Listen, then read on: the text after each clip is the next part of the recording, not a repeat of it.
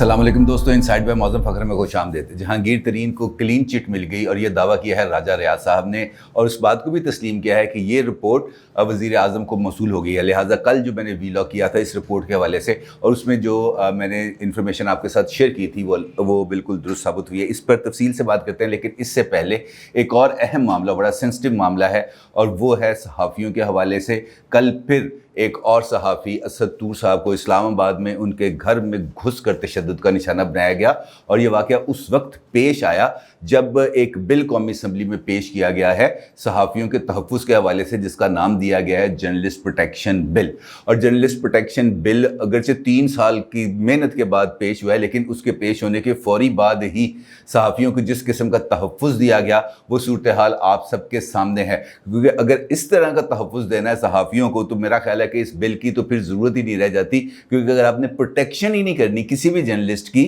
तो इससे बेहतर है कि हम ये प्रोटेक्शन बिल नाम का जो एक हमने ढकोसला बनाया, हम इस ढकोसले को ही वाइंड अप कर दें। क्योंकि अगर सच बोलने की सज़ा, अगर अपनी बात करने की सज़ा, और अगर अपने मौक़िफ़ को पेश करने की सज़ा इस तरीके से हाथ पांव तोड़ कर दी जानी है, तो फिर इसका मतलब यह है कि पाकिस्तान के अंदर कोई बंदा सच ना बोले, कोई बंदा हक़ की आवाज़ ना उठाए, कोई बंदा हक़ाइक़ पर से पर्दा ना उठाए, कोई बंदा किसी करप्शन पर, किसी स्कैंडल के हवाले से बात ना करे, सब खामोश होकर बैठ जाएं। तो खामोशी तो सिर्फ कब्रिस्तान में होती है, इसके अलावा कहीं नहीं हो सकती। अगर आपको ऐसी खामोशी चाहिए तो फिर आपको कब्रिस्तान ही जाना चाहिए। वो बड़ी पुरानी बात है कि अगर आईना जो है वो आपको आपका अक्स दिखाता है, और अगर आपका अक्स दुरुस्त नहीं है तो इसका मतलब ये नहीं है कि आप आईना तोड़ दें। आप अपने अक्स को, अपनी शबीह को, अपनी शबाहत को बेहतर करें, वो ज़्यादा ज़रूरी है। अब हम बात करते हैं जहांगीर तरीन साहब के मामले पर। बड़ा इंपॉर्टेंट मामला है, क्योंकि इस पर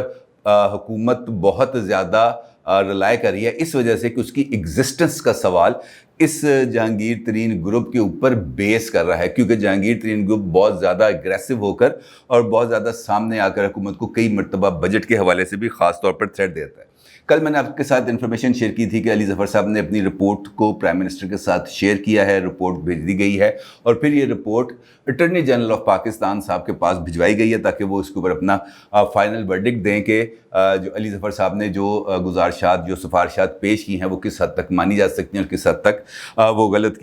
वो दुरुस्त नहीं है या उसको तस्लीम नहीं किया जा सकता। लेकिन इससे पहले इस सारे मामले पर हमको ये देखना है कि जो राजा रियाज साहब को क्लीन चिट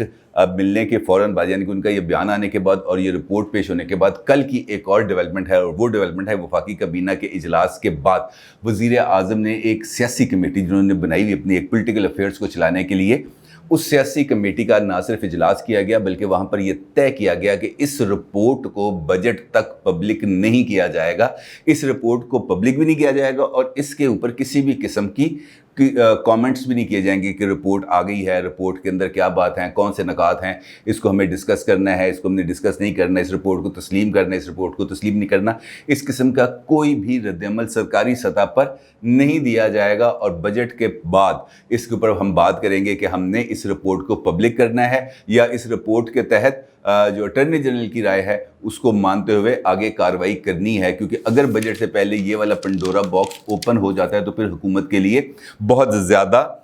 ख़तरे का सामना होगा। अब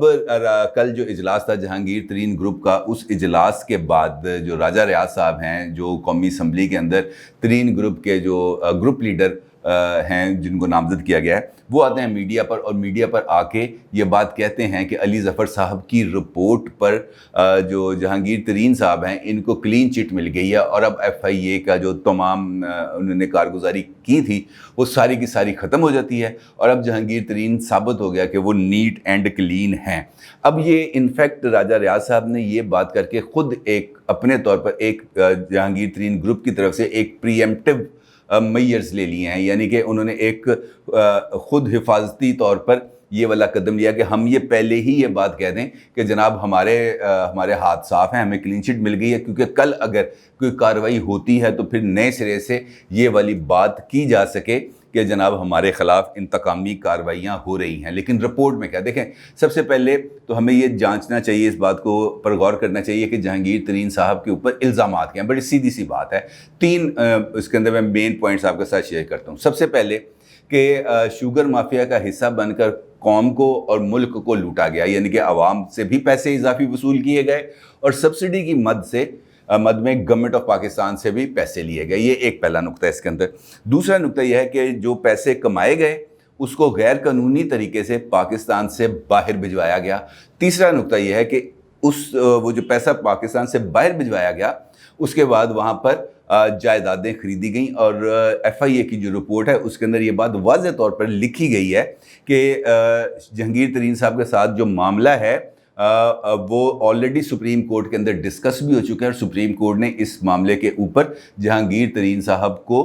تاحیات نااہلی کی سزا بھی دی ہوئی ہے۔ وہ معاملہ ہے 12.5 ایکڑ کی جو انہوں نے وہاں پر لندن کے اندر ایک سٹیٹ خریدی ہے، اس کے حوالے سے۔ اب ہم کسی بھی طریقے سے یہ اس بات سے انکار ممکن نہیں ہے کہ جو چینی کا مافیا ہے اس کے ساتھ یا شوگر انڈسٹری کے ساتھ جہانگیر ترین صاحب کا کوئی تعلق نہیں ہے۔ جہانگیر ترین صاحب کا اس کے ساتھ بڑا تفصیل سا تعلق ہے، اور ایف آئی اے کی بات کو اگر ہم درست تسلیم کرتے ہیں تو اس کا مطلب یہ ہے کہ ان کے خلاف جو کارروائی ہو رہی ہے وہ قانون کے بالکل مطابق ہے۔ اب اگر ہم اس بات کو تسلیم کریں کہ راجہ ریاض صاحب کے مطابق ان کو کلین چٹ مل گئی ہے، تو پھر سوال یہ پیدا ہوتا ہے کہ ایف آئی اے کی وہ جو تمام تحقیقات تھیں شوگر سکینڈل کے حوالے سے، اور جو انہوں نے بڑا وقت لے کر ایک وہ بنائی تھی، ایک فورنزک آڈٹ کیا تھا پورے شوگر انڈسٹری کا، وہ رپورٹس وہ تمام تحقیقات کو ہم کس خانے میں فٹ کریں گے؟ اس کے بعد ایف آئی اے نے جو خود کارروائی کی ہے اس فورنزک آڈٹ کے بعد اس پورے کارٹلائزیشن کے خلاف، وہ کارروائی ہم اس کو کس کھاتے میں فٹ کریں گے؟ اور اس کے بعد کیا حکومت کے پاس یہ ایف آئی آرز واپس لینے کا ارادہ ہے اور اختیار ہے؟ اور کیا ایف آئی اے کی جو ٹیم ہے، تفتیشی ٹیم ہے جو ڈاکٹر رضوان جس کو ہیڈ کر رہے ہیں، کیا وہ اس بات کو تسلیم کریں گے کہ ہم یہ ایف آئی آرز واپس لے لیں؟ کیونکہ وہ تو یہ کہہ رہے ہیں کہ جناب آپ ہمیں جہانگیر ترین صاحب کی کسٹڈی دیں، کیونکہ جب تک جہانگیر ترین صاحب کو ہم گرفتار نہیں کریں گے ہم اس معاملے پر مزید تحقیقات نہیں کر سکتے۔ تو اگر ہم نے تحقیقات کرنی ہے تو اس کے لیے وہ بندہ جو اکیوزڈ ہے اس کو ہمارے پاس ہونا چاہیے، ہماری کسٹڈی میں ہونا چاہیے، تاکہ ہم اس پر تمام باتیں ہم اس سے پوچھ سکیں جو اس کے سارے معاملات ہیں۔ اب یہ سارے معاملات، یہ جو سارے سوال اٹھ رہے ہیں، یہ سارے کے سارے معاملات جڑے ہیں عمران خان صاحب کے ساتھ، عمران خان صاحب کی حکومت کے ساتھ، بلکہ عمران خان صاحب کے اس بیانیے کے ساتھ جو وہ احتساب کا نام لے کر ہر روز ہمارے سامنے پیش کرتے ہیں کہ میں اس ملک کے اندر کرپشن فری جو معاشرہ ہے اس کو قائم کرنا چاہتا ہوں، اور کرپشن کے جو مرتکب افراد ہیں ان کو کیفر کردار تک پہنچانا چاہتا ہوں، چاہے وہ میری صفوں میں ہیں، چاہے وہ اپوزیشن کے اندر ہے، کسی بھی جگہ پہ میں نے ان کو جو ہے انجام تک پہنچانا ہے، اور یہ ان کا نیریٹو ہے۔ تو اس کا مطلب یہ ہے کہ اگر وہ جہانگیر ترین صاحب کو کسی بھی قسم کی کوئی بھی رعایت دیتے ہیں تو وہ خود اپنے ہی بیانیے کو اپنے ہاتھوں قبر میں اتار دیں گے، اور اس کی پھر ان کو سیاسی قیمت ادا کرنا پڑے گی۔ اور کیا عمران خان صاحب اس وقت جو حالات ہمارے سامنے ہیں اس وقت وہ سیاسی قیمت ادا کرنے کی پوزیشن میں ہیں؟ بالکل نہیں ہے، اس وقت تو وہ بالکل نہیں ہے، کیونکہ ان کی حکومت اس وقت جو 2 بیساکھیوں پہ کھڑی تھی، ایک بیساکھی اس میں سے جو اسٹیبلشمنٹ کی حمایت والی بیساکھی تھی وہ ختم ہو چکی ہے۔ اب اس وقت جو دوسری بیساکھی ہے ان کے پاس وہ ہے اراکین اسمبلی، اور ان اراکین اسمبلی میں سے ایک گروپ سامنے آ چکا ہے جو براہ راست ان کی اتھارٹی کو چیلنج کر رہا ہے۔ اس کا مطلب ہے وہ دوسری بیساکھی وہ کمپرومائز ہے، اگر وہ کریں گے تو ایک ٹانگ پر کھڑے رہ سکتے ہیں، ادروائز ان کی حکومت گر جائے گی اور وہ خود بھی گر جائیں گے۔ لہٰذا یہ سارا معاملہ اب بہت زیادہ ٹرکی سچویشن اختیار کر چکا ہے۔ اب یہ جو رپورٹ آئی ہے، اس رپورٹ کے بعد پرائم منسٹر نے اس معاملے کو بھیج دیا ہے اٹارنی جنرل آف پاکستان کے پاس، خالد جاوید خان صاحب کے پاس، اور اٹارنی جنرل آفس کے ذرائع نے اس بات کی تصدیق کی ہے کہ یہ معاملہ ہمارے پاس کنسیڈریشن کے لیے آیا ہوا ہے۔ اٹارنی جنرل اس معاملے پر اس شہزاد اکبر صاحب کے اس موقف کو تسلیم کرتے ہیں کہ جہانگیر ترین کو گرفتار نہیں کیا جا سکا، اور اس کی وجہ سے اس سکینڈل کے اندر، یعنی کہ اس معاملے کے اندر جو دیگر افراد ہیں ان کو بھی گرفتار نہیں کیا جا سکا۔ لہٰذا اگر ہم نے اس معاملے کو آگے بڑھانا ہے تو پھر ہمیں ایف آئی اے کی جو رپورٹس ہیں یا جو ایف آئی اے کی تحقیقات ہیں ہمیں اس کو منطقی انجام تک پہنچانا چاہیے۔ خالد جاوید خان صاحب جو اٹارنی جنرل آف پاکستان ہیں وہ اس معاملے پر 100% بالکل اگری کرتے ہیں کہ جناب یہ جو شہزاد اکبر کا موقف ہے، جو ایف آئی اے کا موقف ہے، بالکل ٹھیک ہے۔ اب इस रिपोर्ट के अंदर जो बात एक नुक्ता उठाया गया वो नुक्ता यह है कि शहजाद अकबर साहब ने FIA की टीम पर दबाव डाला, जिसके नतीजे में ये FIRs दर्ज हुई हैं। अब अगर इस नुक्ते को लेकर जहांगीर तरीन ग्रुप के राजा रियाज साहब इस बात का इजहार कर रहे हैं कि हमें क्लीन चिट मिल गई है और शहजाद अकबर पर इसकी जिम्मेदारी फिक्स होती है, तो ये मामला भी उतना आसान नहीं है, क्योंकि एहतसाब के हेड के तौर पर शहजाद अकबर साहब की ये जिम्मेदारी बनती है। असूली तौर पर अगर हम देखें, इम्पार्शियल अगर हम देखें, तो उनकी जिम्मेदारी बनती है कि वो तमाम मामला जो एहतसाब से रिलेट करते हैं वो उनको ना सिर्फ देखें बल्कि उनको मंतकी अंजाम तक पहुँचाएँ। और चाहे वो जहांगीर तरीन का मामला है, चाहे वो इमरान खान का मामला है, चाहे वो नवाज शरीफ का मामला है, चाहे वो किसी और का मामला है, तो उस सारे मामला को उन्होंने देखना, चाहे वो खुद उनका अपना मामला है। अगरचे वो अभी तक ज़मीन वाला मामला जो कब्ज़े का, आपको याद है वो उनकी गाड़ियाँ गई थी और ज़मीन पर कब्ज़ा किया था उन्होंने अपने एरिए के अंदर, वो उस मामले पर अभी तक उन्होंने खुद अपने आप को एहतसाब के लिए पेश नहीं किया, लेकिन बाकी मामला के अंदर बड़े बढ़ चढ़ कर आगे आ रहे हैं। लेकिन इस वक्त जो अब इस रिपोर्ट के बाद की जो सिचुएशन है, तो उसको तो अब सियासी कमेटी के फैसले के बाद उसको मौखर कर दिया गया बजट तक। लेकिन एक और पेंडोरा बॉक्स खुल गया, और वो पेंडोरा बॉक्स खुल गया है एक और हम ख्याल ग्रुप का। ये हम ख्याल ग्रुप तो पहले भी मौजूद है, लेकिन अब उसने जब ये देखा कि ये हमारे लिए बड़ा आसान रास्ता है, तरीन साहब के ग्रुप ने हमें एक बड़ा अच्छा सा रास्ता दिखा दिया है कि प्रेशर बनाओ,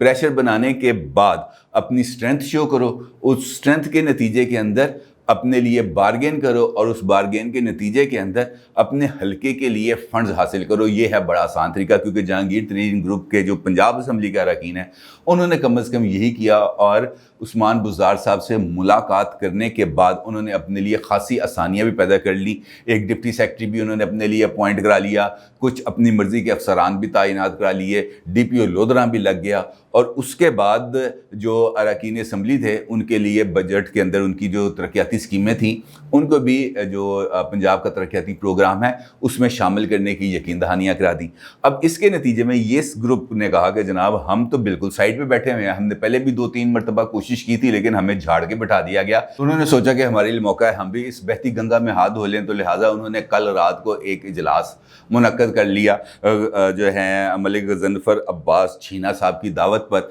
और इसके अंदर शरीक हुए हैं सरदार जो है शहाबुद्दीन साहब, सरदार मोहिउद्दीन खोसा साहब, आमर अनायत खान शहानी साहब, एजाज सुल्तान बंदीशा, नवाब अली रज़ा खान खाकवानी, तैमूर अमजद लाली, बिलाल असगर बड़ैच, कर्नल रिटायर्ड गजनफर अली शाह, एजाज खान जाजी, फैसल फारूक चीमा, गुलरेज अफजल चंद, अली असगर खान लाड़ी, हसन जहांगीर भट्टी और दीगर अरकान शामिल थे। और उसका भी मुतालबा सिर्फ़ और सिर्फ एक है कि वज़ीर आज़म हमें, वज़ीर आला पंजाब हमें मुलाकात का टाइम दें, और उस मुलाकात के अंदर जो हमारे हलके के तरक्याती काम पेंडिंग हैं जो आज तक नहीं हो सके गुज़िश्ता 3 साल में, वो तरक्याती स्कीमें हमसे ली जाएँ, और उनको भी जो तरक्याती मंसूबे बन रहे हैं, पंजाब का जो तरक्याती प्रोग्राम फाइनल किया जा रहा है पंजाब के बजट के अंदर, उसको भी उसमें शामिल किया जाए। और अगर हमें ऐसा मौका ना मिला तो फिर हम भी कोई अपना लाहे अमल सोचेंगे। तो इसका मतलब ये है कि तहरीक इंसाफ इस वक्त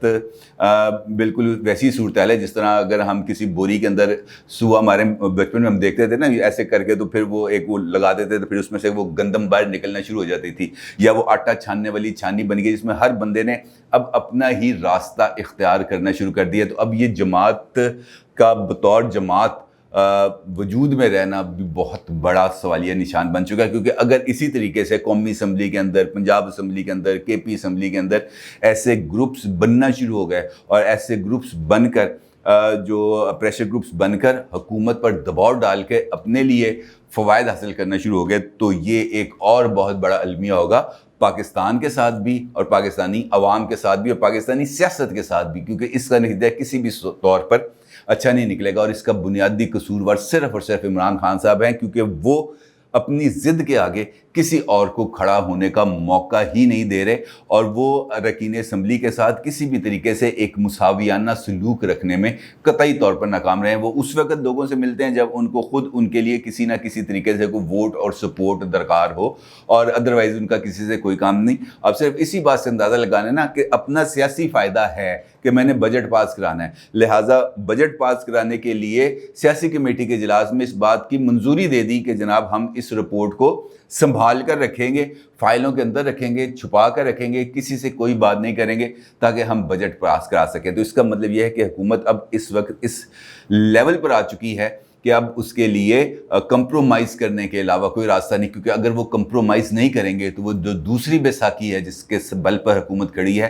وہ بیساکھی بھی نکل آئے گی اور پھر حکومت بالکل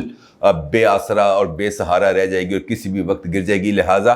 اس پر کمپرومائز کرنے کے لیے اب دیگر کمپرومائزز بھی کیے جا رہے ہیں۔ اپنی رائے کا ضرور اظہار کیجیے گا۔ آپ کا بہت شکریہ۔ اللہ حافظ۔